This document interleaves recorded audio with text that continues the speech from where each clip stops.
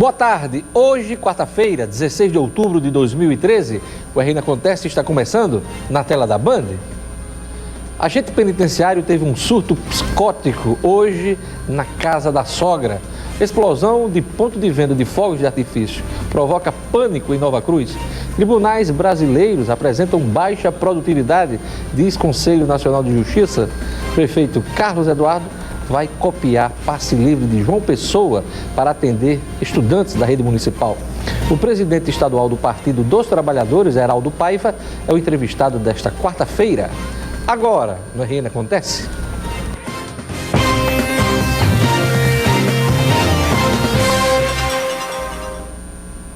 Um agente penitenciário teve um surto psicótico hoje na casa da sogra. Ele estava armado com uma pistola e se negava a negociar com os policiais. A reportagem é de Sérgio Henrique Santos. A rua São José, na zona sul de Natal, ficou cercada por policiais militares por volta das 10 horas da manhã. Dentro desta residência, um agente penitenciário teve um surto psicológico. Ele estava com a sogra e armado com uma pistola. Ele teve um surto, porque devido ao trabalho dele, muito estresse, falta de apoio de todo mundo, de governo, da bexiga toda. Aí dá nisso aí, ó. Resulta nisso aí, o cara estressado, tudo de má qualidade, aí resultou nisso aí. A polícia foi acionada para tentar acalmar o agente, identificado como Adalberto Linhares, que se negava a receber ajuda. Como eu conheço ele, vim para conversar com ele, para ele tirar a arma dele e levar ele para tratamento. Chegando no local, a gente viu que a situação não era favorável para a gente entrar, não sabe como é que o estado psicótico dele na hora. Então pedimos apoio aí, pessoal especializado, que é o pessoal do BP Choque. O agente penitenciário só se entregou depois de 1 hora de negociações com a polícia militar. Ele foi levado ao hospital psiquiátrico Dr. João Machado. A saída foi tensa. Primeiro, um dos negociadores conseguiu recuperar a arma do agente. Pouco tempo depois, ele se entregou. Adalberto foi amparado pelos colegas do sistema penitenciário estadual, antes de ser levado em uma ambulância para receber atendimento médico. Precisa que o agente penitenciário, bem como o policial militar, enfim, todos que guarnecem a segurança pública, tenham um acompanhamento contínuo psicológico para que não aconteçam surtos, né? Como aconteceu, como vitimou o agente Adalberto. Isso é que é sogra, hein? Achei arretado, foi o diagnóstico que ela fez. A bexiga que provocou o surto psicológico, psicótico. Os policiais da delegacia especializada em defesa e propriedade de veículos prenderam um homem com mais de 400 caixas de cerveja em lata. A polícia investigava uma denúncia de carga roubada e recebeu a informação de que a cerveja roubada estava numa casa do bairro de Nossa Senhora da Apresentação, na zona norte de Natal. O homem que foi preso, identificado como Diógenes Alves de Araújo, de 33 anos, era dono da casa onde foi encontrada a carga da bebida. Os policiais suspeitam que a carga pertence a uma indústria de bebidas da cidade de Extremóis. Aos policiais, o Diógenes Alves disse que a carga foi comprada a uma pessoa que ele não quis revelar o nome. O preso foi autuado por receptação de produto roubado e uso de documento falso. Um homem ainda não identificado foi encontrado morto nas primeiras horas da manhã de hoje, às margens da BR-101, no caminho para Extremóis. De acordo com a Polícia Rodoviária Federal, a vítima apresentava muitos ferimentos e é possível que tenha sido atropelada durante a madrugada. Mas para os policiais civis de plantão na delegacia da Zona Norte, a vítima pode ter sido espancada até a morte e depois o corpo abandonado no local. A causa da morte ainda é um mistério. Ladrão é preso por assaltar mercadinho no Pajuçara. Ele não conseguiu fugir da polícia porque foi atacado por um enxame de abelha. Sérgio Henrique Santos traz os detalhes para a gente. Um batalhão de abelhas ajudou a Polícia Militar do Rio Grande do Norte a prender este homem. Rafael Alves Pereira, de 26 anos, havia acabado de assaltar um supermercado e durante a fuga se escondeu em um matagal. Neste momento, ele foi atacado por centenas de abelhas. Não, eu fiquei agoniado, né? Várias as abelhas em cima da pessoa. muita dor, né? A polícia encontrou com o suspeito a arma utilizada no crime, um celular e o dinheiro das vítimas assaltadas. Os policiais tiveram dificuldades de algemar o suspeito por causa do enxame de abelhas. Alguns PMs também ficaram feridos. No momento da fuga, quando nós estávamos em perseguição, ele adentrou a um terreno de difícil acesso, com muito mato, e nesse local havia abelhas, né? Quando a gente deu a voz de prisão a ele, nós fomos atacados também pelas abelhas, né? Rafael ficou tão machucado que precisou ser hospitalizado. O criminoso só não morreu por causa da ação rápida dos policiais. As abelhas aí policiais, elas atuaram nessa situação, permitindo com que a gente conseguisse localizar o indivíduo, né? Ninguém conseguiu ficar no local devido ao enxame.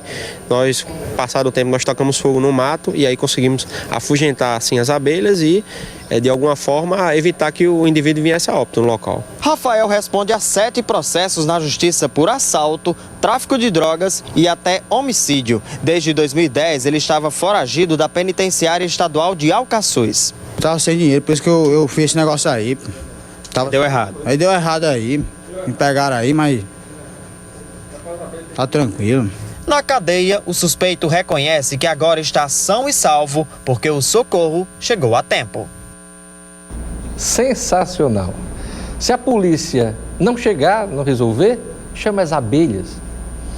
Olha, uma explosão ontem causou pânico entre os moradores de Nova Cruz, a 90 quilômetros de Natal. O motivo foi um incêndio iniciado numa mercearia que comercializava fogos de artifício. A reportagem de Rayane Guedes. As chamas tiveram início por volta das 3h30 da tarde desta terça-feira e pegaram de surpresa comerciantes vizinhos e até mesmo pedestres que passavam próximo à esquina da mercearia do Adalto em Nova Cruz, município distante 90 quilômetros de Natal. Nos vídeos feitos pela própria população, é possível ver a sequência de fogos de artifício que chegam até a produzir sons. Os estouros foram um aviso para seu Francisco e os clientes deixarem o comércio que fica logo ao lado. Estava aberto, tinha umas 8 pessoas dentro do comércio. Aí quando começou a explosão a gente abandonou e correu. Nos vídeos é possível ver as chamas e fumaça aumentando, enquanto o fogo se espalha pelo estoque. Neste outro vídeo, o cinegrafista amador registrou o momento da maior explosão, quando o botijão de gás é atingido pelas chamas. Como a cidade não possui brigada de incêndio, foi a população que fez o primeiro controle das chamas. Hércules passava pelo local quando viu todos se desesperarem. O fogo foi muito grande, foi assim, porque na hora o teto também, que já estava bem avariado, também cedeu a parte do teto que já estava bem avariado e assim, as pessoas começaram a sair porque a polícia chegou também no local para afastar o pessoal, né? O corpo de bombeiros levou 1h30 para chegar até a mercearia. As chamas já estavam controladas, mas ainda existia risco de novas explosões e desabamentos. Ele não tem condições, né, segundo a informação da gente, de funcionar novamente antes que passe por uma reforma grande, porque com a explosão, o botijão ele tem um poder calorífico muito grande, ele tem um poder de explosão muito grande, então ele abalou inclusive residências vizinhas. Além da mercearia de cerca de 50 metros quadrados, outros 3 imóveis também foram afetados pelas chamas. Neste ponto comercial, o gesso do teto caiu completamente por causa do calor. André trabalhava em um dos locais atingidos pelas chamas e conta que se desesperou, mas ainda teve tempo para salvar a mercadoria. Eu corri para minha vizinha, ela chorando desesperada e eu também correndo, gritando. Eu voltei, chamei meu pai, liguei para meu pai, ele veio tirar a televisão, tiraram o bujão, a farinha, tudinho, os amigos aí começaram a tirar. O dono do comércio ainda contabiliza os prejuízos. Só a esteira e o PVC mesmo para mim. Conseguiu salvar a mercadoria? Conseguiu, a mercadoria está ali. Já o dono da mercearia em que as chamas tiveram início fugiu do local logo quando as explosões começaram. Segundo os moradores, a mercearia vendia fogos clandestinamente. O local também funcionava como um bar. Ele também vendia fumo e carvão. Parte da mercadoria ainda podia ser vista entre os escombros. Ele vendia carvão, né, em grosso, em varejo, que é o saco e carvão pesados, de quilos, e ele também comercializava fogos. O pessoal disse que ele saiu muito abalado, tá certo? Outros tentaram tirar algumas coisas dele, mas infelizmente não se aproveitou nada. O fogo realmente consumiu tudo, né? Que susto, hein? Quase uma tragédia. E é preciso que as pessoas tenham cuidado. Se você, no seu município, encontra situações como essa, denuncie.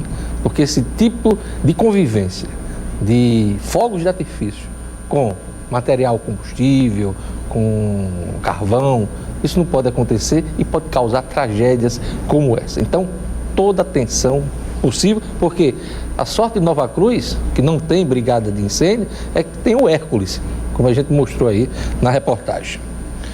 O índice de preços ao consumidor semanal registrou variação de 0,45% na segunda semana deste mês, alta de 0,07 ponto percentual sobre o resultado anterior. A alta foi influenciada principalmente pelo grupo da alimentação, que passou de 0,41% para 0,63%. O grupo educação, leitura e recreação subiu de 0,1% para 0,32%, com destaque para a alta da passagem aérea. Aumentou muito a passagem aérea neste último mês, 0,10% para 6,11%. Vamos aos destaques dos jornais locais nesta quarta-feira, 16 de outubro. A Tribuna do Norte diz aqui na manchete principal: Prefeitura analisa adotar passe livre na rede municipal. Ideia é implantar gratuidade no sistema de transporte exclusivamente para alunos da rede municipal de ensino. Daqui a pouquinho tem reportagem sobre o assunto aqui no RN Acontece. E o Novo Jornal traz aqui na manchete principal: Carlos toma passe livre de Amanda. Câmara mantém veto integral do prefeito Carlos Eduardo a proposta da lei da vereadora Amanda Gugel, que previa o passe livre irrestrito a estudantes e iria custar 34 milhões de reais ao ano para o município. Destaque do Novo Jornal. E nesta quarta-feira, 16 de outubro, o portal de notícias No Minuto destaca: Bolsa dos agentes de leitura foi liberada e está disponível para saque. Atuantes em 41 municípios do Rio Grande do Norte, os agentes de leitura têm feito um excelente trabalho no interior, despertando a leitura e disseminando a cultura nos rincões do estado. Também é destaque no Minuto: faltam 2 meses para o término do recadastramento biométrico em Natal. Até agora, 58,7% do eleitorado da capital já foi atendido no Fórum Eleitoral para confirmar que é eleitor da cidade e cadastrar digitais e foto. Também é destaque no Minuto: quase 400 casos de sífilis foram notificados no Rio Grande do Norte de 2011 a 2012. Desse número, 56% ocorreram em mulheres e 44% em homens. A faixa etária na qual predominou a doença foi a de 20 a 29 anos. Acesse o portal nominuto.com, www.nominuto.com. Veja a seguir: tribunais brasileiros apresentam baixa produtividade. Diz o Conselho Nacional de Justiça. O prefeito Carlos Eduardo Alves vai copiar passe livre de João Pessoa para atender estudantes da rede municipal de Natal. Eu volto em instantes com o RN Acontece.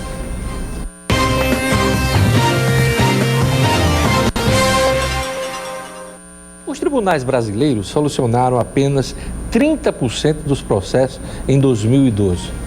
Um levantamento do CNJ, Conselho Nacional de Justiça, divulgado ontem, mostrou que a produtividade dos juízes aumentou, mas ainda faltam magistrados para desafogar a justiça. 64 milhões de casos continuam parados. A justiça está engarrafada. Os processos ocupam salas e prateleiras em fóruns de todo o Brasil. Em 1995, o filho de José Luiz, de apenas 2 anos, morreu baleado durante uma operação policial na favela onde morava. Até hoje, ninguém foi punido. qualificado como auto de resistência. Aos 2 anos de idade trocou tiro com a polícia. Histórias como esta estão empilhadas em tribunais por todo o Brasil.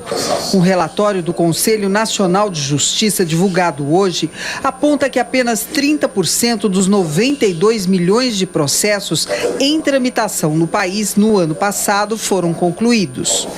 A taxa de congestionamento do Poder Judiciário continua elevada, da ordem de 70% no último ano. Uma das explicações é a falta de juízes.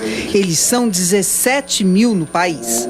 Cada um sentenciou, em média, 1.450 processos no ano passado.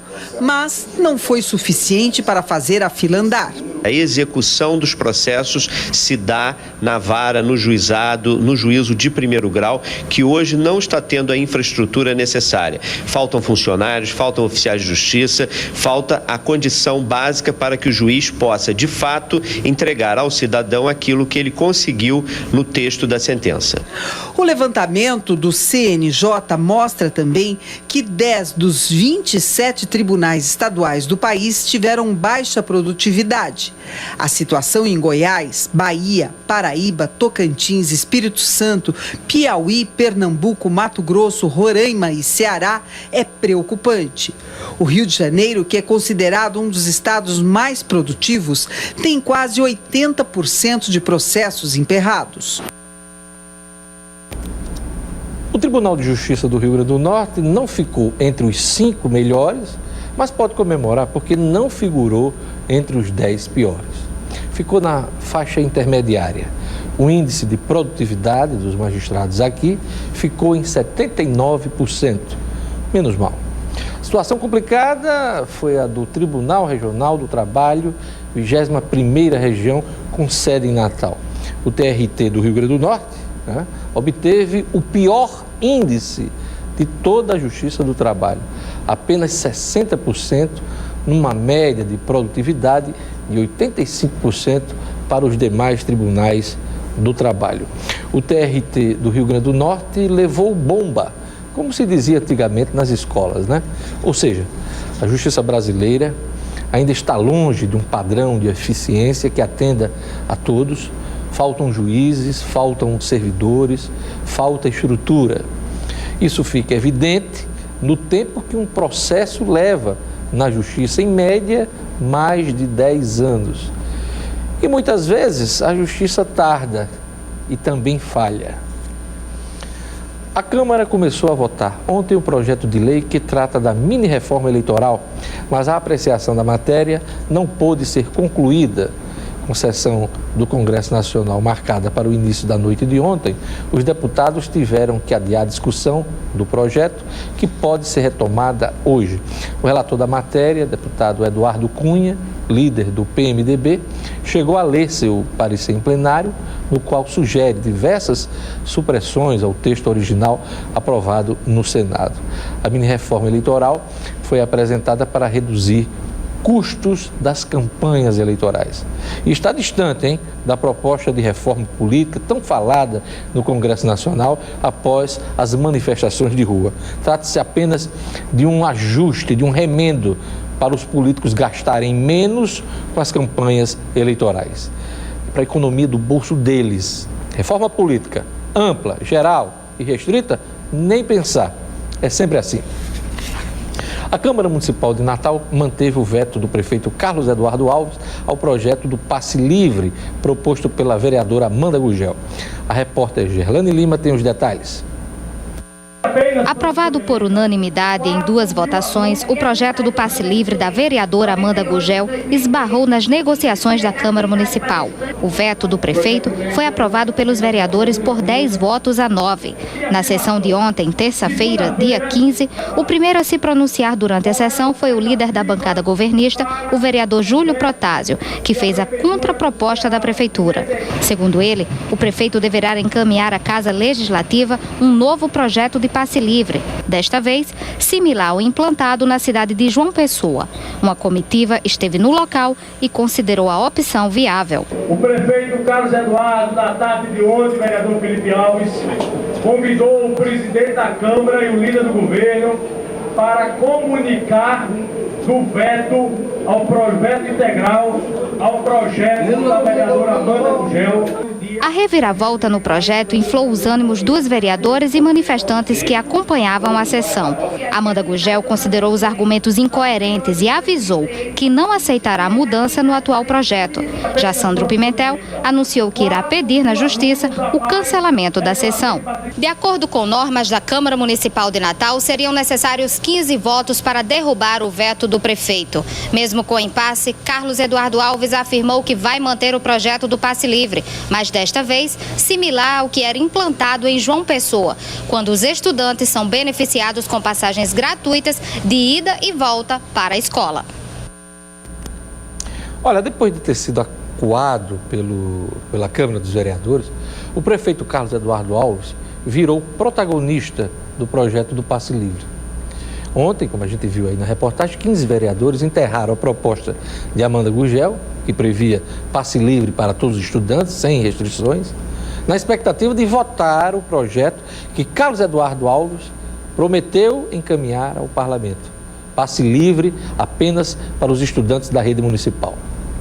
Carlos Eduardo foi buscar o modelo na administração de João Pessoa, capital da Paraíba, que tem quase o mesmo porte de Natal.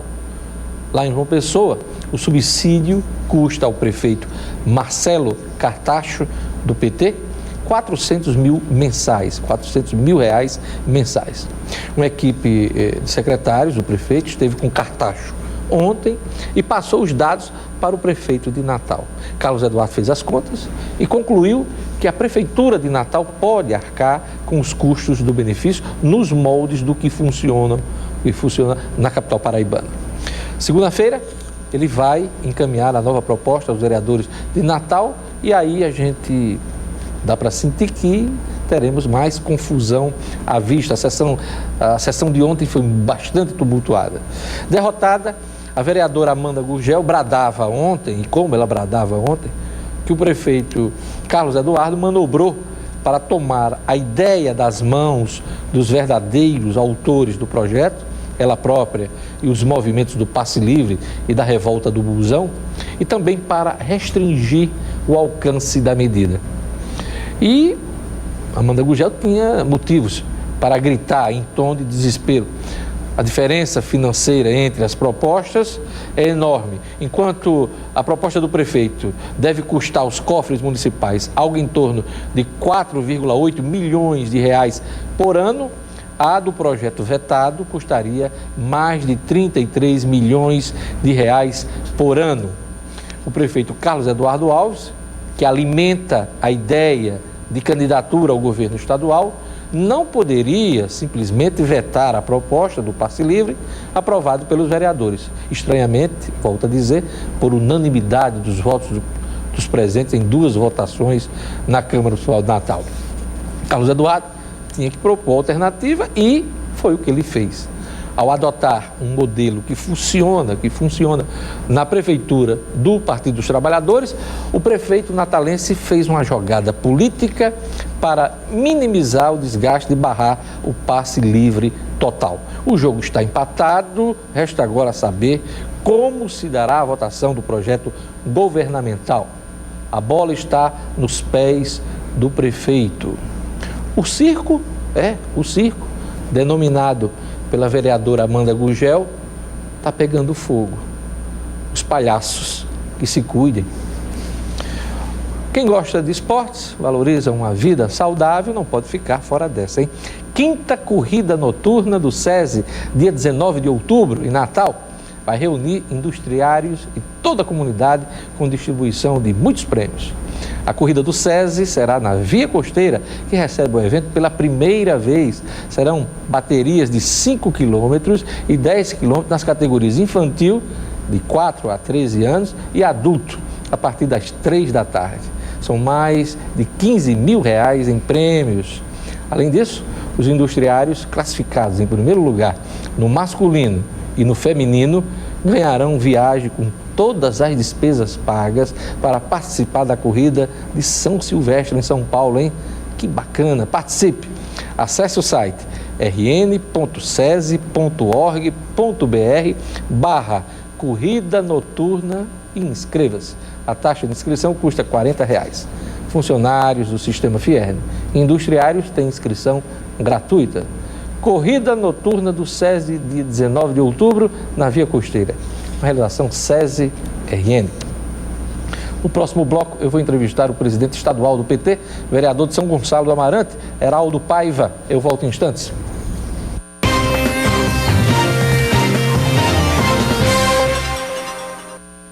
O Partido dos Trabalhadores tem hoje duas opções para a chapa majoritária nas eleições do próximo ano. O deputado estadual Fernando Mineiro para o governo e a deputada federal Fátima Bezerra para o Senado. O projeto de Fátima Bezerra para o Senado é tido como prioridade para o PT nacional e também para o PT aqui do estado.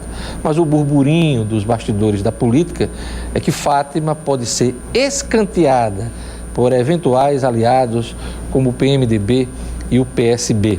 Meu convidado hoje é o presidente estadual do PT, vereador de São Gonçalo do Amarante, Heraldo Paiva. Boa tarde, vereador. Boa tarde, Diógenes. Boa tarde, telespectadores da Band. O PT tem olhado com estranheza para alguns eventuais aliados? Nós, Diógenes, estamos num processo de discussão dentro do PT. Temos a prioridade a eleição da companheira Dilma, né? Dilma é a nossa prioridade para a eleição em 2014. Óbvio que nós iremos discutir com os partidos aliados que estão compondo a nossa aliança no âmbito nacional, para a gente tentar conversar aqui no estado. Isso, né? No plano nacional, prioridade no plano nacional. Dilma. Mas em termos de eleição majoritária aqui? O PT também aqui no estado já tirou como prioridade também disputar, fazer parte da disputa majoritária no estado do Rio Grande do Norte. Nós estamos colocando o nome da deputada Fátima Bezerra como uma opção para o Senado no estado do Rio Grande do Norte. Fátima lidera todas as pesquisas, né? Uma deputada muito bem aceita, uma deputada mais votada do último pleito aqui no Rio Grande do Norte, né? 230 mil votos para a deputada federal, faz um bom mandato, né? Trabalha incansavelmente em defesa do Rio Grande do Norte. Então nós estamos colocando o nome da deputada à disposição da sociedade potiguar. Para o governo, nós já estamos bastante avançados na questão do nome de Mineiro, né? Nós entendemos que Mineiro é um nome bom, né? Tem preparado muito bem o seu mandato, tem construído um mandato nesses 3 mandatos de deputado estadual, conhece o estado do Rio Grande do Norte como poucos, né? Mineiro é conhecedor de todos os problemas praticamente do nosso estado, conhece as regiões do estado, fez uma boa campanha em 2012 aqui em Natal. Então é um companheiro nosso, um militante, um filiado que está à disposição. Você falou em conversas avançadas em torno de Mineiro para o governo. O que significa isso, Heraldo? O que significa isso, Diógenes? Nós estamos conversando internamente, né? Existe um processo interno dentro do PT para a gente se consolidar candidato, né? E dentro do PT não adianta a gente quebrar esse ritmo interno, né? Então Mineiro está... Tem que se reunir, tem que marcar assembleia. O PT tem que ter as reuniões, né? Você imagina, né? Eu estou presidente do meu diretório estadual, sendo vereador de São Gonçalo. Imagine em outro partido grande como o PT, isso ocorreria. Só ocorre porque o PT tem espaços de crescimento das lideranças, independente do cargo que assume. Então, Diógenes, sobre essa situação da candidatura de Mineiro, por que nós estamos dizendo que está adiantado? Porque mais de 70% da militância do PT já compreende a importância da candidatura de Mineiro para governador. Diógenes, nós estamos vivendo o estado, estamos com a governadora com 90% de rejeição. É inaceitável num momento como hoje, a gente não colocar um nome à disposição da sociedade.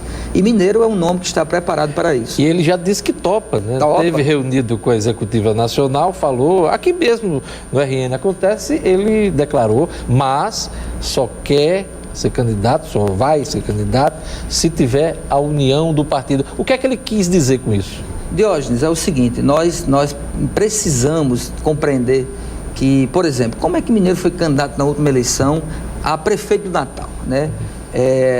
Nós sabemos, isso é público, né, que a candidatura de Mineiro não foi uma candidatura abraçada por 100% do PT de Natal, né? E nós queremos isso para o estado do Rio Grande do Norte, e nós sabemos também que a direção nacional não deu o apoio que deveria, que nós achávamos... Só foi a nacional ou teve aqui sabotagem local? Não vou chamar de sabotagem, teve um outro olhar, né, um outro olhar na visão, na construção daquela campanha. Foi o que faltou para ele passar para o segundo turno? Não sei. Pode até ser que tenha sido isso, né? Mas pode ser que não. O que eu acho, Diógenes, é que o nome de Mineiro, estamos conversando. Segunda-feira nós vamos a São Paulo conversar com Rui Falcão, eu, Fátima Mineiro, vereador Hugo. Nós vamos conversar nesse sentido, né? Para dialogar com a Nacional. Ora, se nós temos como prioridade a eleição da Dilma, as nossas candidaturas nos estados, nós temos que dialogar para a reeleição da nossa companheira. Então, assim, eu estou convencido que para o governo do estado hoje, o melhor nome é do deputado estadual Fernando Mineiro. Agora, você tem aí, eu já comecei essa entrevista falando nessas duas opções do PT para a majoritária, mas uma atrapalha a outra, a candidatura de Fernando Mineiro atrapalha a de Fátima ou vice-versa? Eleição é um negócio interessante, Diógenes. Às vezes sim, às vezes não, né?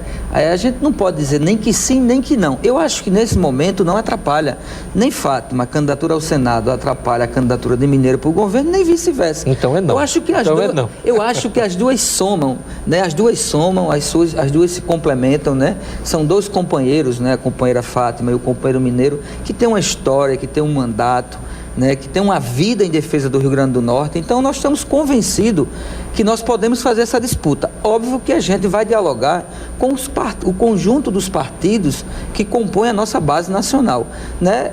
A eleição de 2014 é a eleição de 2 turnos, né? Vai ter estados que a companheira Dilma terá dois palanques, né? Espero que aqui não, espero que aqui a gente só tenha o palanque. Na última eleição tivemos aqui, né, 2 palanques. Aqui, o senador Garibaldi, por exemplo, apoiou a reeleição da governadora do DEM, Rosalba Ciarline. A eleição de Rosalba. Foi.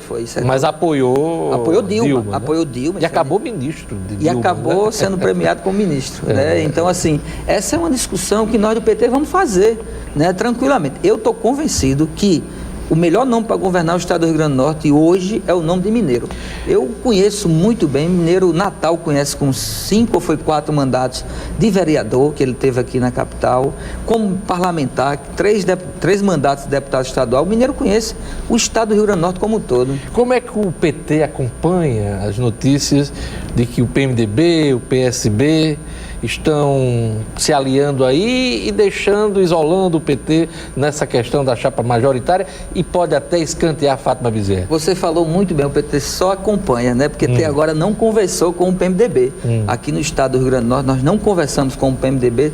Por quê? Por falta de vontade do PMDB ou por falta de vontade do PT? Tudo na vida e na política tem seu tempo e sua hora, né? Então, não, acho que nem o PT, nem o PMDB ainda parou ainda para avaliar. Mas Fátima não cobrava tanto que o PMDB devia deixar o DEM, romper com o DEM para poder conversar com o PT? Ela cobrava muito, cobrou muitas vezes em entrevistas. A deputada tem a opinião dela, né? A opinião que é respeitada, né? Mas quem decidia quem ia deixar ou não o governo era o próprio PMDB, né? A gente não pode. Essa etapa foi cumprida, né? O PMDB rompeu com o DEM. Né? Isso aí ninguém pode. Essa fase aí já passou, né? Então nós não conversamos ainda. Nós tivemos uma conversa com o PSB, o PCdoB, o PDT e o PSD, né? Então nessa conversa, mas com o PMDB nós não tivemos ainda. Nós não falamos, não estava no cenário dessas conversas o PMDB para o governo e o PSB para o Senado. Estão falando muito. Como ainda está no âmbito do acompanhamento, nós estamos acompanhando, né? O PT monitorando. Nós vamos conversar com os partidos, óbvio, que compõem a nossa aliança nacional. Agora nós temos um entendimento, nós queremos reeleger a nossa presidenta Dilma Rousseff, né? E vamos fazer a disputa real aqui na disputa majoritária. Nós vamos participar dessa disputa, né? Seja com a deputada Fátima Bezerra para o Senado, Mineiro governador. Eu estou convencido que essa é uma chapa muito boa para o Rio Grande do Norte. A gente falou do PMDB, que ainda não houve a conversa, mas houve conversa com o PSB de Dona Vilma. O PSB já definiu que vai ter candidatura própria, aliás, majoritária, às eleições do ano que vem. Consequentemente, Dona Vilma pode ser candidata ou ao governo ou ao Senado. O que é que muda aí nessa pretensão de Vilma, caso ela, por exemplo, queira o Senado? Olha, nós vamos discutir à luz das definições nacional, né? O PT vai definir isso, nós temos isso como prioridade, né? Nas nossas conversas, nas conversas que nós tivemos com o PSB, naquele momento, a ex-governadora Vilma colocou à disposição, por exemplo, de ser candidata. Estava à disposição do partido, mas naquele momento ela poderia ser candidata ao Senado, ao governo e a deputada federal. Mas né? essa última alternativa parece que foi já descartada, no caso de Vilma, né? Essa é uma discussão. O que nós vamos tentar trabalhar com a nossa aliança aqui no Estado é a reeleição da companheira Dilma. Né? Isso é prioridade para o nosso partido. Então, à luz desse recorte nacional, nós iremos fazer, com certeza, as alianças aqui no Estado. Você está dizendo isso por conta da candidatura de Eduardo Campos à presidência da República? A vida interna do PSB, como o PSB vai se comportar em cada estado, se vai apoiar a candidatura de Eduardo Campos, se vai ficar na neutralidade, não cabe a nós do PT, Diógenes. Mas qual é a expectativa do PT? Não, o PSB ficar neutro aqui em relação... O PT quer reeleger Dilma. Né? Sobre o PSB, nós iremos conversar com o PSB. Né? Nós iremos fazer esse diálogo, francamente, óbvio. Né? Se o PSB assim achar que deve apoiar a reeleição da Dilma, nós iremos achar ótimo, né? Nós do PT. Mas isso cabe ao PSB, não cabe ao PT definir aqui os rumos de nenhum partido. Mas a candidatura de Eduardo Campos, se confirmada, numa aliança com a Marina, é um impedimento para o diálogo do PT com o PSB aqui no Estado, no plano local? Vai depender da postura do PSB. Vai depender da postura do PSB. Lógico que nós temos dificuldades a partir desse arranjo nacional, consolidando essa chapa puro sangue, Eduardo, Marina, Eduardo, né, nós vamos ter que discutir. Mas quem vai definir o rumo que vai seguir aqui, por exemplo, o PSB Capixaba definiu a neutralidade no Estado. Né? O governador Renato Casagrande, eu acho que é o nome dele, ex-senador Renato Casagrande, definiu pela neutralidade. Mas isso é uma questão interna do PSB. Eu respeito muito essa questão e eu acho que nós vamos ter que conversar. Conversar muito, né? Conversar nunca... O ex-presidente Lula, em reunião na semana passada no Palácio Alvorada, juntamente com a presidente Dilma e marqueteiros, políticos do PT, determinou, porque ele não sugere, ele determina o partido, o isolamento de Eduardo Campos nos estados. Esse tipo de determinação já chegou ao PT local e o que é que o PT local entendeu dessa fala do Lula? Nós vamos, Diógenes, realmente Lula é nosso principal quadro no país, nossa principal referência do partido no Estado, no país como um todo, é realmente o melhor presidente da história do Brasil, né? Faz um mandato... Os 8 anos do mandato de Lula é um grande alicerce. Isso não foi um ato falho, não. Faz um mandato, não. Não, porque assim, porque tem gente que acha que ele ainda não deixou a presidência. É porque quem é petista sabe que Lula lá como presidente e Dilma como presidente, todos nós filiados do PT é uma coisa só. Estamos contemplados. Só quem é petista tem esse sentimento. Né? Só quem é petista como nós somos, sabemos o quanto é gratificante ver o presidente Lula como recebendo títulos no Brasil, no mundo afora, respeitadíssimo. Então, Diógenes, por isso que a gente diz que Lula está por lá, eu estou... Mas a determinação de Lula? Aí nós vamos ter que conversar com o nosso presidente, né? A minha definição, óbvio, como temos que ver a estratégia da campanha. Quando a gente é candidato, nós temos que isolar, são todos os candidatos que estão candidatos contra a gente. Então, e se isso vai acontecer, como vai acontecer, se ele falou isso realmente, né? Nós iremos saber nos próximos dias, com certeza. Para encerrar, no início de novembro, mais uma eleição do Diretório Estadual do PT. O senhor é candidato? Sou candidato à reeleição dia 10 de novembro. Eu convido todos os filiados e filiadas a participar do PED, que é o processo de eleição direta do PT. Vai ter disputa? Vai ter disputa. Eu estou na disputa estadual. Vai ter disputa aqui no estado, no Brasil, nos municípios. Mas aqui no estado? Aqui no estado eu estou candidato contra, tem o companheiro Olavo como adversário. Olavo Ataíde? Olavo Ataíde. Que já foi presidente do PT, Já foi presidente e atualmente é assessor da deputada Fátima Bezerra. Então, nosso nome está à disposição da militância do PT. Dia 10 de novembro, 9 às 5 da tarde, 110 cidades do estado irão votar para escolher o presidente estadual. É isso aí. Conversamos com Heraldo Paiva, presidente estadual do PT. Obrigado, Heraldo, por sua presença aqui no RN Acontece. Eu que agradeço. O RN Acontece vai ficando por aqui. Assista a reprise do programa logo mais no portal nominuto.com. Eu queria mandar um abraço hoje especial para o jornalista Marcos Alexandre, um abraço também para o empresário Ricardo Bezerra e um abraço também para o bancário Túlio José. Turma que acompanha o nosso noticiário todos os dias, vocês vão ficar agora com Band e Mulher, Priscila Freire. Eu volto amanhã. O RN Acontece.